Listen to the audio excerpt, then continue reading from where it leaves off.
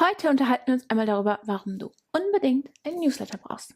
Und wenn du jetzt denkst, ach ja, nee, brauche ich eigentlich nicht und ist für mich doch auch gar nicht so wichtig. Doch, es ist für dich wichtig.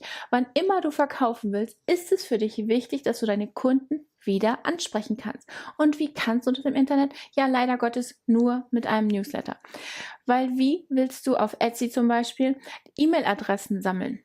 Gar nicht, fürchte ich.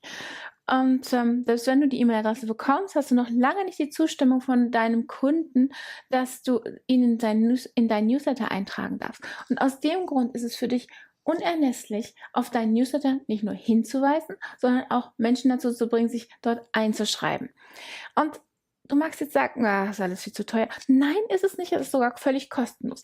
Wenn du zu Mailchimp gehst, dann kannst du dort einen kostenlosen Newsletter anlegen. Also du kannst dich völlig kostenlos registrieren und du kannst bis zu 2000 Leute in deinem Newsletter haben, bevor du auch nur einen Cent dafür bezahlen musst.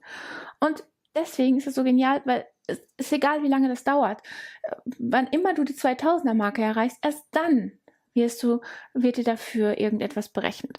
Und das ist auch gut so, weil am Anfang wird das natürlich alles nicht so schnell vonstatten gehen, aber wenn das einmal zum Rollen kommt und du hast wirklich 2000 Einschreiber, 2000 Newsletter-Einschreiber, dann wirst du gerne bezahlen, weil diese 2000 Einschreiber werden für Verkäufe in deinem Shop sorgen, egal ob der jetzt bei Etsy ist oder wo auch immer du gerade verkaufst, der wird dafür sorgen, dass Verkäufe getätigt werden. Das heißt, wann immer du ein neues Produkt hast, kannst du deine Kunden kontaktieren, kannst sagen, hallo, hier ist mein neues Produkt, vielleicht kaufst du es für 10% weniger oder so und dann werden Verkäufe kommen.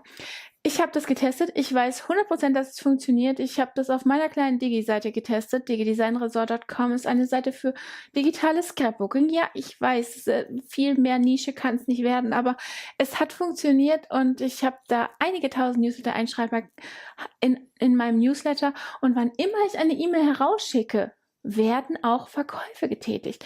Und das ist das Schöne daran. Also es ist Geld auf Knopfdruck. Ist natürlich nicht ohne Mühe. Natürlich muss ich den Newsletter erstellen, aber es funktioniert. Und du kannst mir glauben, ich bezahle jeden Monat gerne für meine Newsletter-Marketing-Software, weil genau die mir hilft, weitere Verkäufe zu erzielen. Und damit es dir auch so geht, geh jetzt sofort zu mailchimp.com und registriere dich dort, um einen Newsletter anzulegen.